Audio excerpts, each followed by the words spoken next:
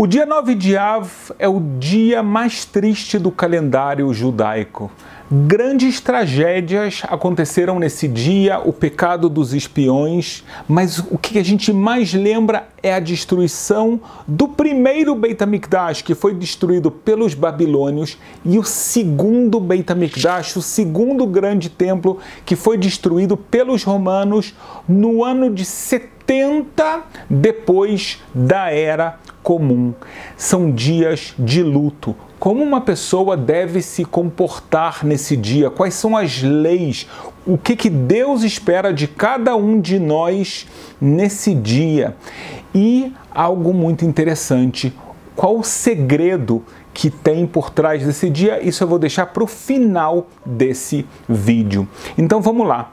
A primeira coisa que há que saber é que é um dia de jejum, 25 horas. Nós só temos mais um dia assim, que é o dia do perdão, o Yom Kippurim. O dia do perdão é um dia, na verdade, de jejum, porém ele é um dia feliz, porque a gente sabe que Deus promete perdoar nossos pecados quando nós fazemos a nossa tchuvá, o nosso arrependimento completo e sincero. O dia 9 de Av é um jejum triste por lembrar da destruição do Beit HaMikdash. E o Maimônides diz algo muito forte. Esse dia, se nós estivéssemos agora, eu e você, nos comportando da forma correta, ele traria a reconstrução do Beit HaMikdash. Então a gente tem motivo de se comportar de uma forma de luto. Então o primeiro costume que nós temos, como eu falei, é o jejum. O jejum de 25 horas. Todos os outros jejuns, como eu falei, são na verdade só durante o dia. Esse começa ao término do Shabat, na verdade no pôr do sol do sábado, e ele vai até a saída das estrelas no domingo. Uma pessoa fala, mas Rabino, dá para jejuar tanto tempo, cerca de 25 horas? Sim, se a pessoa se prepara corretamente, especialmente com líquidos, ela consegue passar o jejum sem grandes sofrimentos.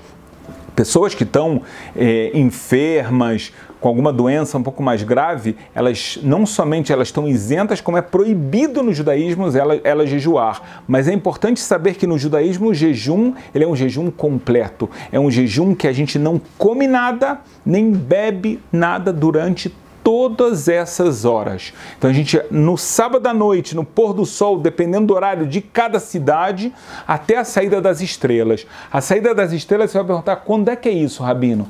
São 20 minutos depois do pôr do sol do domingo. Tá? Então, esse em relação ao horário do jejum, você já entendeu, e você pode ver isso de acordo com a cidade, ver quando é o pôr do sol, você sabe quando começa, a saída das estrelas no dia seguinte, 20 minutos a mais, jejum completo. Antes do jejum, você pode comer e beber à vontade, fica a dica de não beber e não comer coisas com muito sal, com muito açúcar, porque na verdade acaba dando mais sede. Tá? Então a gente come comidas mais leves e, por outro lado, a gente fica bem hidratado. Quem está no Brasil e pode beber água de coco, é um belo de um conselho. Muito bem. Isso é uma das coisas mais significativas, porém, é importante você saber que nós estamos em luto nesse dia. O luto da destruição do templo, o luto de não ter Deus revelado nesse mundo, como era no Beit HaMikdash, que haviam 10 milagres que aconteciam sempre no Beit HaMikdash. As pessoas percebiam a presença divina de forma claríssima. E agora a gente não tem isso. A abundância no mundo era completamente diferente.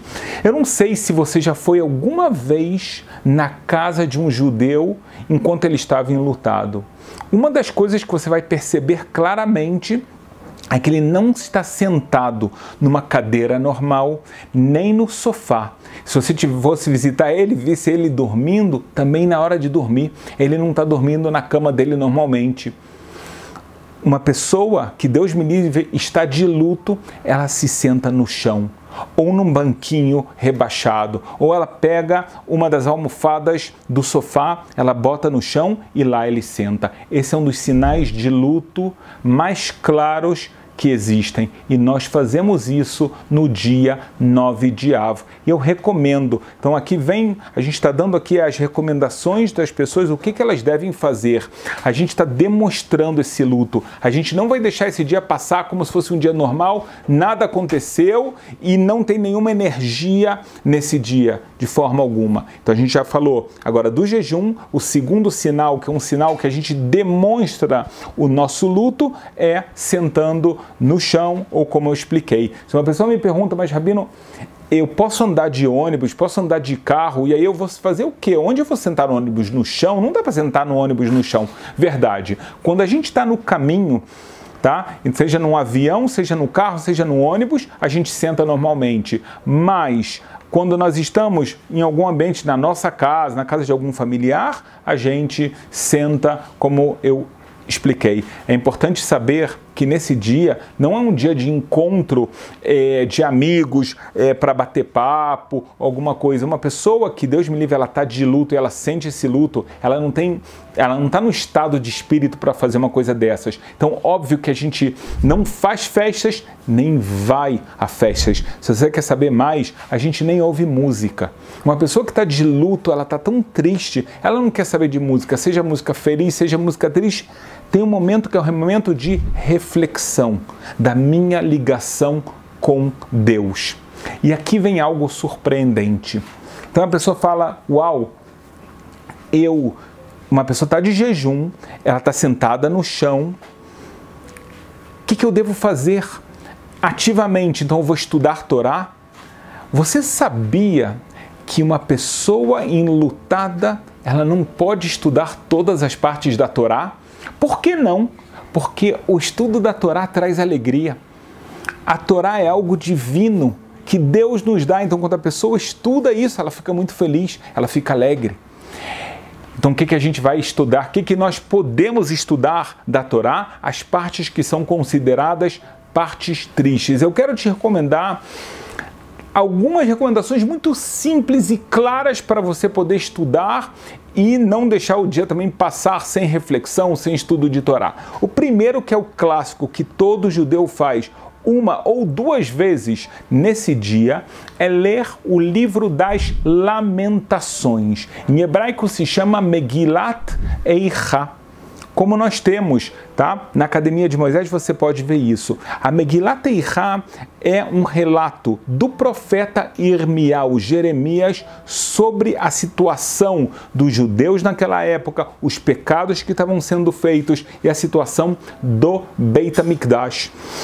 Se você quer saber mais coisas sobre o que aconteceu, o motivo da destruição, então você pode ver aqui no card aqui em cima, nós temos uma aula que eu explico exatamente por que o Beit HaMikdash foi destruído. Então eu recomendo muito essa aula, mas como estudo de uma fonte original, então eu recomendo o estudo do livro das Lamentações do profeta Jeremias Irmiau. Outro livro que os nossos sábios falam que vale a pena ler, porque ele traz muitas reflexões internas sobre a minha relação com Deus, como entender Deus, etc., é o livro de Jó, Iov. Ele é um livro muito difícil e profundo, que leva, como eu falei, a reflexões. Então, ele é uma das coisas que a gente também busca estudar nesse dia, tá? Porque o Maimônides diz que o principal, apesar de que a gente está jejuando, isso é um tratamento de choque para a gente, né? Ficar sem comer e sem beber é muito forte. Você fala, meu Deus, é como se eu agora não tivesse existindo, né? Porque é isso que me dá energia ao meu corpo. Então, mesmo assim, o principal não é o jejum, é a reflexão que a gente faz, é a gente pensar o que eu posso melhorar, o que eu posso fazer para trazer o Beit HaMikdash, o que eu posso fazer para fazer que esse mundo possa ser um mundo onde a presença divina possa voltar a estar de forma revelada. Então, seja quando a gente estuda o livro do Irmiau, Jeremias, seja quando a gente estuda o livro de Jó, então isso aqui vai cada vez ficando mais claro.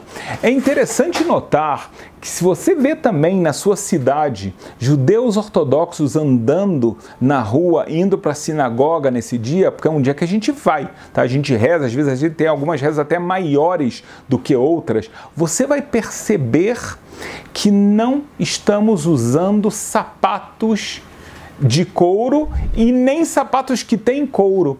Que a gente usa então? A gente pode usar chinelo, crocs, sapato de pano e assim por diante. Por que não o sapato de couro? Porque a Gemara, o Talmud, trata o sapato de couro como uma espécie de luxo, um conforto a mais. Esse dia não é um dia do conforto. Uma pessoa pode falar, mas calma aí, mas o crocs também é confortável.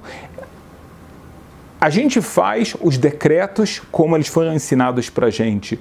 Então, se está escrito que a pessoa pode usar sapatos que não são de couro, a gente pode usar de borracha, pode usar de materiais sintéticos ou de qualquer outro, de pano, então a gente não vai inventar novas proibições de coisas que não estão escritas. Se a pessoa quer falar, olha, então eu vou andar de chinelo porque eu sinto ainda mais, é menos conforto para mim, ok, mas proibição de usar um crocs, alguma coisa assim, não há.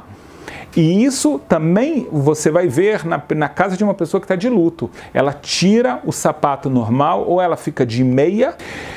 Não é um dia para ter intimidade entre marido e esposa, é um dia de luto. Então a gente está fugindo um pouco desses prazeres a mais, a gente está buscando não se distrair do luto. E até em relação à distração, tem algo muito profundo aqui.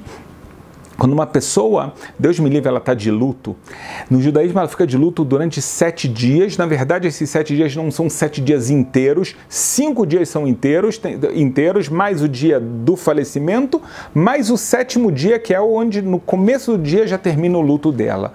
Mas são dias que ela vai se afastar de coisas mundanas. Ela vai estudar partes da Torá, como eu expliquei agora para você, leis de luto, partes da Torá que são mais tristes, mas ela também vai buscar refletir sobre o luto dela. Ela vai tentar entender, não os atos de Deus que a gente não consegue entender, mas como pode ser a vida agora. A gente fala para a pessoa chorar nesses dias, para ela realmente pensar, porque é isso que faz ela, depois do luto, conseguir caminhar e não ficar de luto a vida toda. Então a gente tem esse momento de concentração no luto, por isso a pessoa que está de luto, ela não fica vendo TV, fica vendo filme e etc. no celular, esquecendo completamente de onde ela está. Não, ela fica concentrada. Então no dia 9 de Av, que é um dia de luto, a mesma lei. Eu sei que isso é difícil, mas isso é muito necessário. Um dia que nós estamos concentrados na nossa relação com Deus, na relação de que Deus não está reveladamente presente nesse mundo. Então isso é motivo de tristeza e eu tenho que fazer essa reflexão. Então a gente vai tentar não fazer outras coisas que não tem a ver com isso. Então a gente falou de luxos ou de coisas que mesmo que em outras épocas são mitzvot, por exemplo, né, a intimidade com o marido, com a esposa, que normalmente a gente trata isso como mitzvah, aqui não vai existir. Eu acho que é até importante você ver o que era o Beit HaMikdash, o que era cada parte. Vale muito a pena, recomendo demais você ver a nossa aula, onde eu mostro a réplica do Beit HaMikdash, como é que ele era. Vale muito a pena, e quando você entende o que era cada coisa, como o trabalho era maravilhoso lá, como era uma outra época, então o seu Tisha B'Av ele ganha muito mais significado. Então a gente falou de não ter distrações e luxos, então uma das coisas também que a gente vai fazer nesse dia, desde o sábado ao pôr do sol até o final do jejum, a gente não toma banho. tá? No final das contas, não é algo extraordinário, porque acontece algumas vezes, né, de uma pessoa tomar um banho num dia às 5 da tarde, no outro ela só consegue tomar às 10 da noite do dia seguinte e ninguém fica desesperado, tá? Então aqui nesse dia a gente também é outra coisa, a gente vai fugir. Ah, mas o que acontece com uma pessoa que ela está toda suada, ela está se sentindo muito mal? Então, a gente vai buscar fazer com que a pessoa não fique se sentindo mal, mas a gente vai usar água fria, a gente vai tentar o mínimo possível, porque nós estamos de luto nesse dia. Eu falei que eu tinha um segredo para te contar sobre o dia 9 de Av. Há uma alusão nos profetas que a Kabbalah trata isso de uma forma muito interessante, que esse dia, além dessa, a gente sabe que é o dia da destruição, a gente sabe que é o dia do pecado dos espiões, mas ele é chamado um dia Moed. Moed, na Torá, são os dias festivos. Você fala, para tudo. Dias festivos, mas esse é o dia mais triste? Sim, mas a força que existe de destruição desse dia, existe também de reconstrução. Por isso ele é chamado um dia de festa. É um dia que a gente não lembra os pecados. A gente não fica pedindo perdão pelos nossos pecados como no Yom Kippur, porque esse dia vai virar um dia de festa. Diz o Talmud que o Mashiach nasce nesse dia. A ideia não precisa ser literal que ele nasceu exatamente em 9 de Av, mas a força dele, ela vem desse dia. Quer dizer que é um dia que tem um potencial muito grande. Quando ele é mal aproveitado, sai uma destruição. Mas se eu e você aproveitamos ele da forma correta, então ele se torna um dia de júbilo e de alegria.